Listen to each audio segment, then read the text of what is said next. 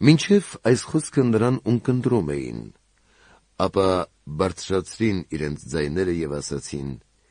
«Երկրից վերացրու այդպիսի մեկին, որովհետև այդպիսին չպետք է ապրի»։ Եվ մինչ նրանք աղաղակում էին, զգեստները հանում գցում էին և փոշին օդի մեջ ցանում, հազարապետը հրամայեց, որ նրան զորանոց մտցնեն և ասաց.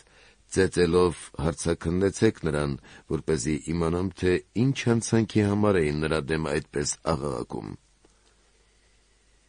Երբ նրան թոքերով պինդ կապեցին, Պողոսն ասաց հարյուրապետին, որ վերակացուն էր. «Հռոմեացի և չդատված մարդուն օրինավոր է, որ դուք ծեծեք»։ Երբ հարյուրապետը այս լսեց, մոտեցավ հազարապետին, զեկուցեց և ասաց. «Ի՞նչ ես ուզում անել, քանի որ այս մարդը հռոմեական քաղաքացի է»։ Հազարապետը մոտեցավ և նրան ասաց.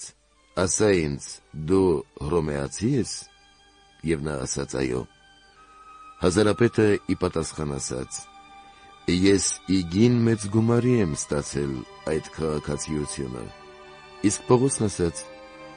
«Ես ծնունդով իսկ քաղաքացի եմ»։ Եվ իսկույն նրանից հեռացան նրանք, որ նրան պիտի ծեծեին։ Ինքը հազարապետն էլ վախեցավ, երբ իմացավ, թե հռոմեացի է, մանավանդ որ նրան կապանքի տակ էլ էր առել։ Հաջորդ առավոտ հազարապետը, ուզելով ճշմարիտն իմանալ, թե հրեաների ապստամբությունն ինչ է, կապերից արձակեց Պողոսին և հրամայեց կանչել քահանայապետերին ու ամբողջ ատյանը և Պողոսին իջեցնելով կանգնեցրեց նրանց մեջ։